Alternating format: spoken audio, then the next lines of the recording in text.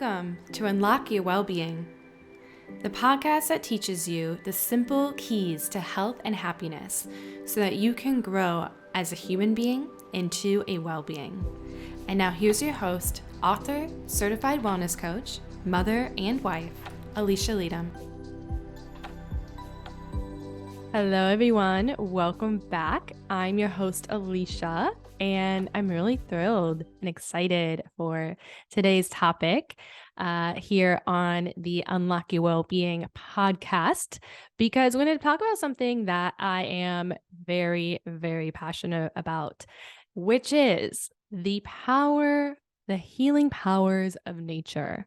The healing powers of nature. And I am becoming even more passionate about this topic as we become even more connected through AI, all of the crazy AI stuff that has been happening lately. I mean, every day I'm seeing new technologies that are happening through AI. And I've heard it's only going to just get crazier and crazier over the next couple of decades, which in some ways is really amazing how much we're progressing and advancing as, humanity.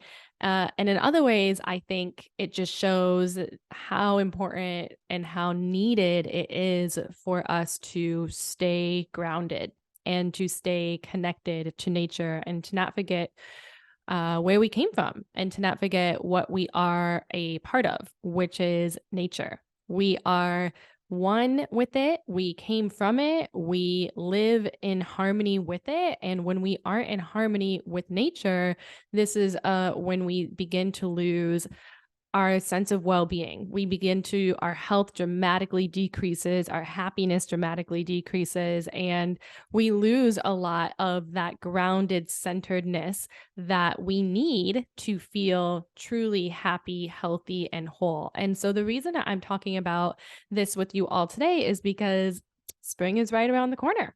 At the time of recording this episode, we are days away from the spring equinox. And as we get closer to spring, people start to feel happier. People start to feel more inspired and hopeful, which is really, what spring represents and what it's all about. For those of us who celebrate Easter, for example, the whole holiday of Easter, the whole celebration of Easter is to celebrate the energy of being born again, of renewal, of that energy of hope is right there for you. And so that's what the season represents for us. And so we know that nature affects our mood greatly.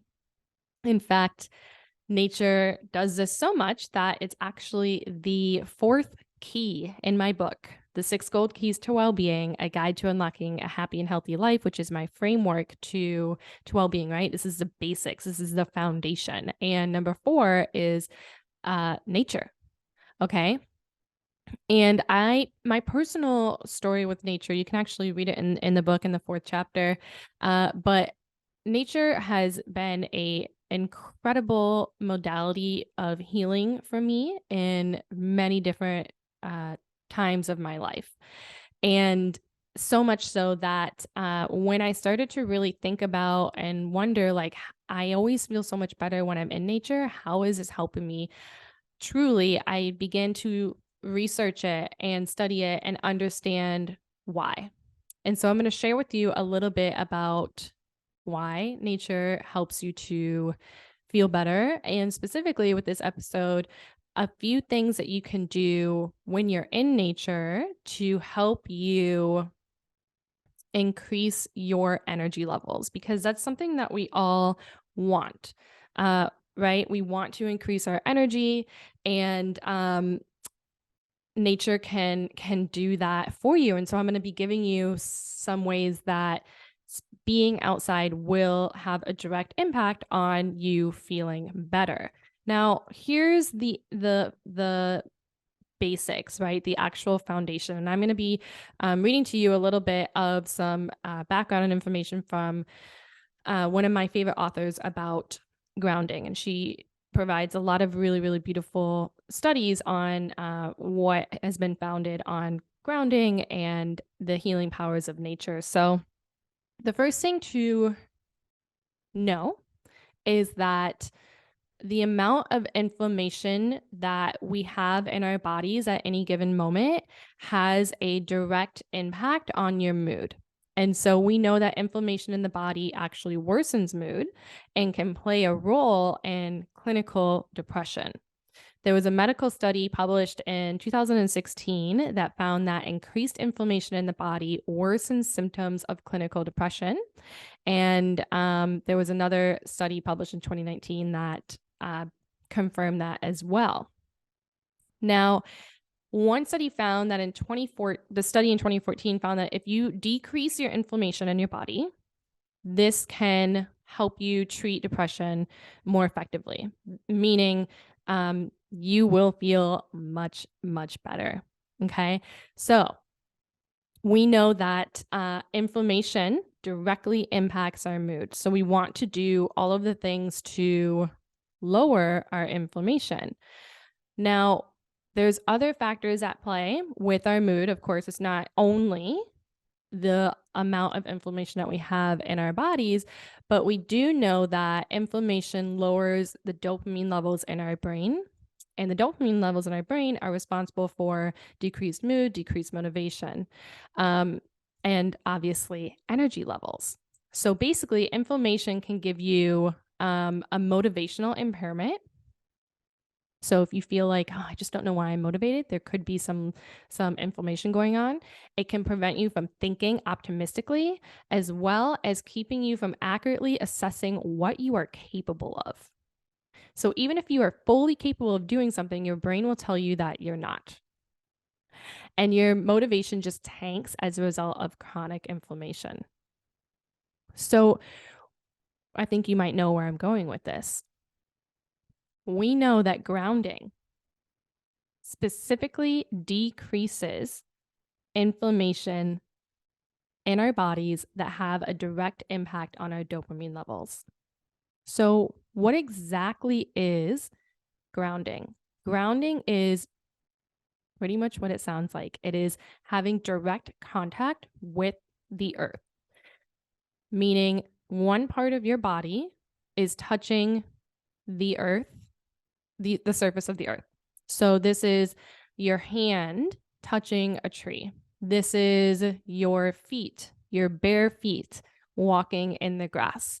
This is you having a picnic and sitting down and your shoes and socks are off and you're walking barefoot in the grass. This is you having direct contact with the planet. And the reason that this helps us is because the Earth's surface is like a charging station.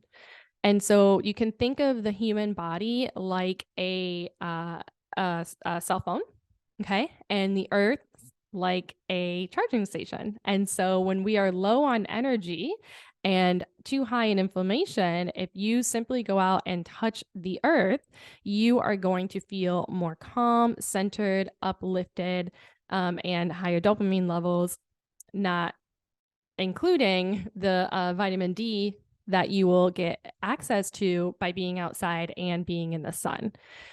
So this all allows you, when you are outside, when you are grounding, when you are in connection with the earth and you have a relationship with it where you're actually spending time outside in there, this helps you to be more active, helps you to be able to be more comfortable and move in your physical body, which then allows us to sleep better and have a deeper restorative sleep, which then gives you more energy for the following day, right? If you've taken any of my programs, if you've worked with me at all, you'll know that all of what I teach interacts and works with each other. So in my 6 keys framework, the first key is the key of sleep.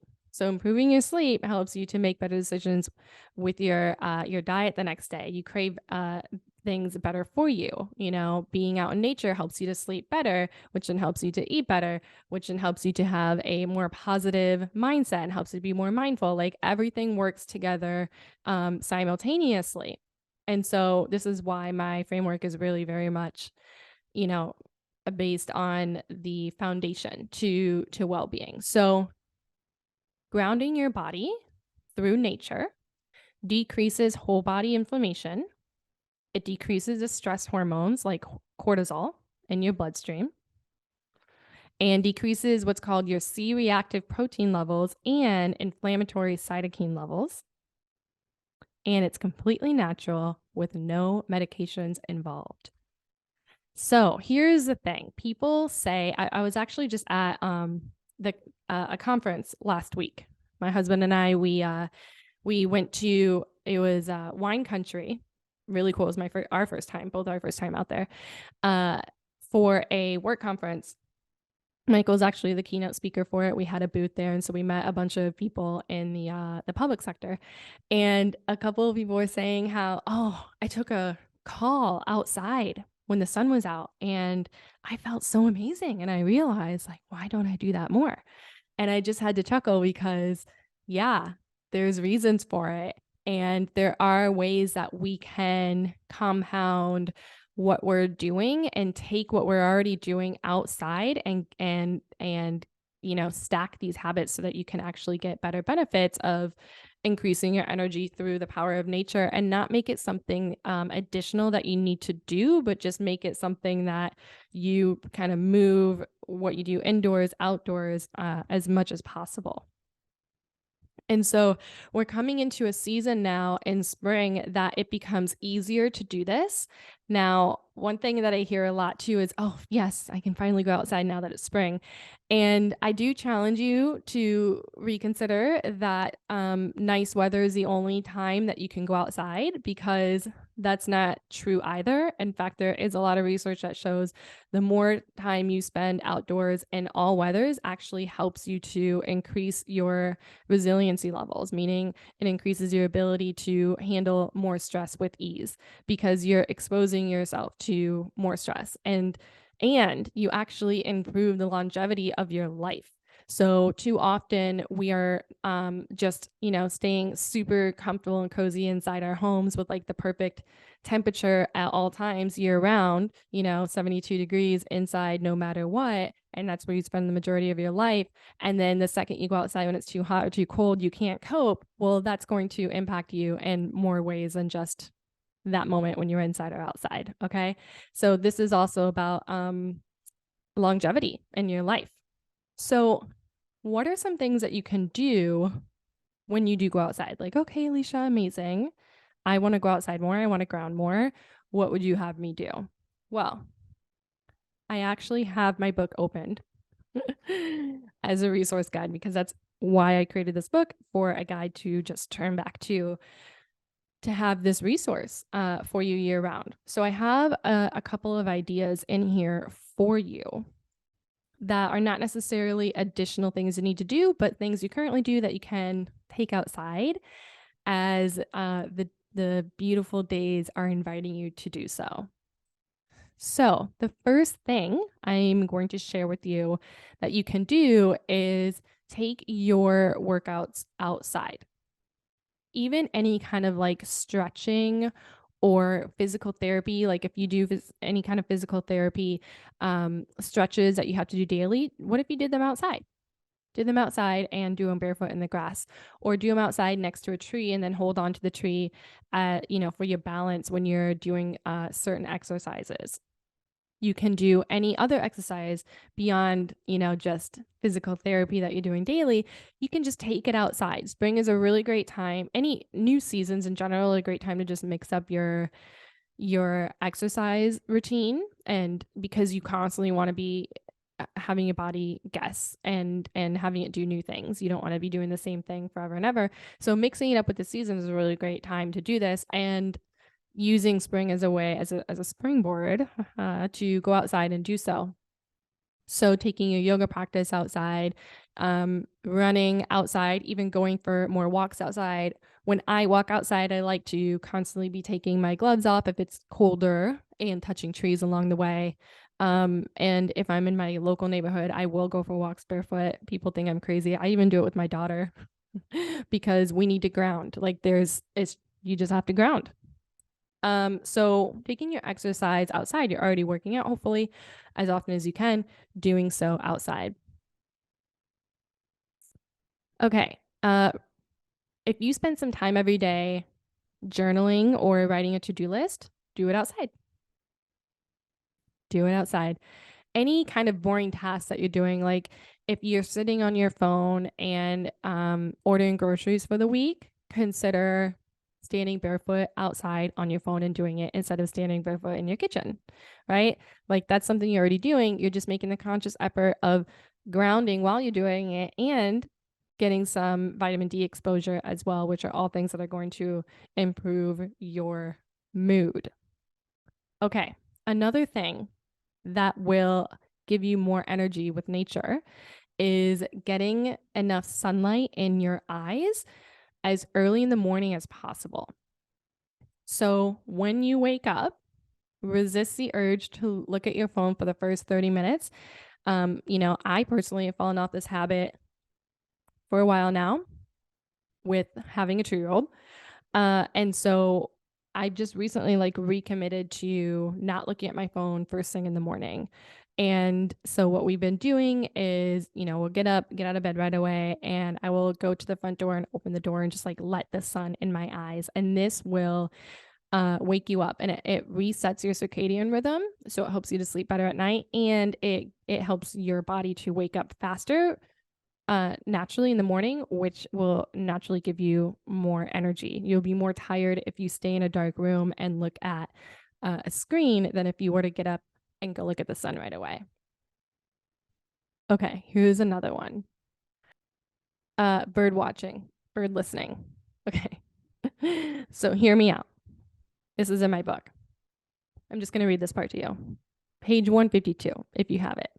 If not, you can head to Amazon and get it. Okay, bird watching. Believe it or not, a recent study found that happiness is correlated with local bird diversity. In fact, a 10% increase in exposure to bird song increases happiness to a similar magnitude as a 10% increase as your income. Do you know what this means?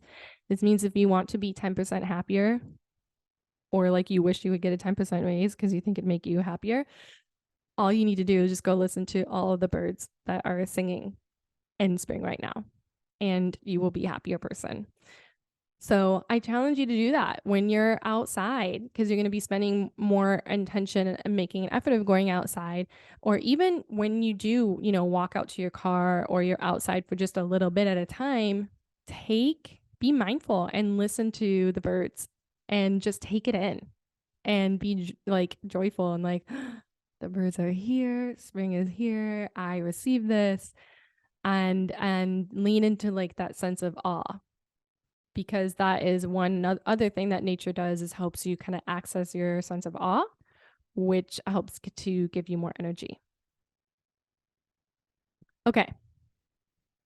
So one other thing, when it comes to doing what you're doing already and just taking it outside, think about just doing your work outside. Hear me out. Hear me out. A lot of us have laptops. A lot of us can work from our phones. A lot of us have some tasks that we do that don't require technology. If you have to return text or read through some research or some paperwork, take it outside. Like even if there's a picnic table around, do your work on the picnic table and take your shoes off and just ground while you're doing so. And then when you hear the birds on the side, you can check that out too, right? So doing this, grounding when you're at work, has been found to decrease your fatigue and also increase your energy, obviously. It helps you to prevent stress and oxidative damage. And it helps your brain to work better. That's amazing. So it's a natural way to decrease your stress and to improve your level of clarity. You'll be even more clear when you are working outside. One thing that I love to really start doing with my family around this time of year is doing a family walk together after dinner. So the days are longer. We have already had daylight savings. Hopefully this is the last time we have to do that. That would be amazing. Anyone else like pro no more daylight savings? So the days are longer, and taking some time to go for a walk together outside. and touching things as you go, touching the grass, touching the dirt, touching the trees, even touching any kind of leaf connected to a tree is grounding and can help you feel instantly grounded. So, the last little tip that I'm going to give you, which is super cool, this actually just came out, and I have it here in my my phone and my notes here. So it was a new study that was just released last week, actually. Okay, so this study is the first study of its kind that looked into the appreciation of home gardening. So we know, like, there's been a lot of like research articles that have shown that gardening in and of itself is really great for your well-being, right? You're grounding, you're doing something meaningful, you're connecting to the earth. That's great.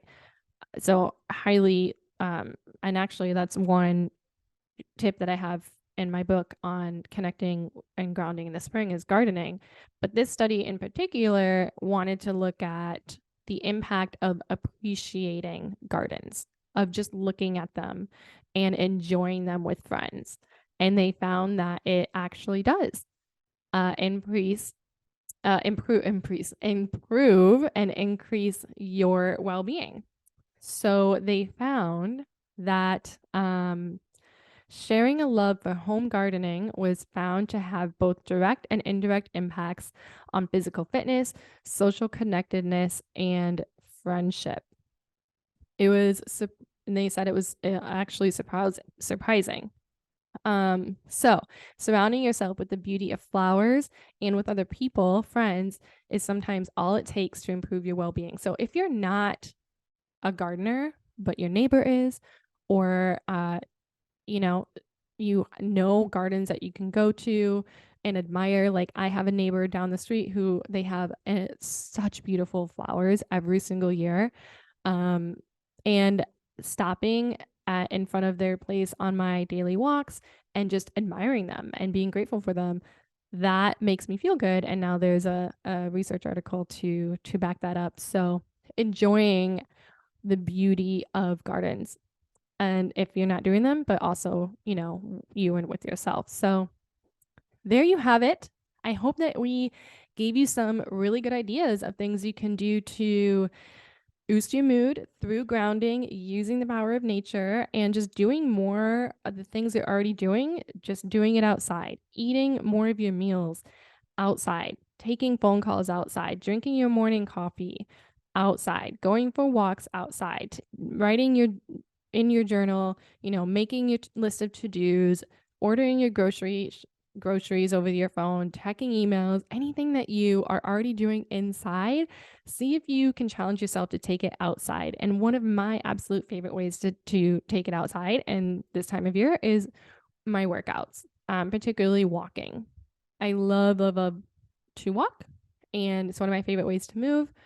And I love to do it with nature and just kind of bring all of those keys together. So thank you guys so much for tuning in today. I hope that it was of value for you.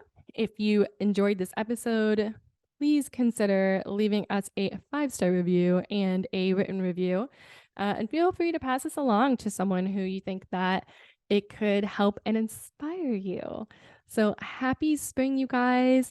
We will see you next Friday, like we do every week, for a brand new episode. And if you want to stay connected with me and my work with Alisha Leytem Wellness, head to AlishaLeytem.com. That's ALISHALEYTEM. We actually just redid our website.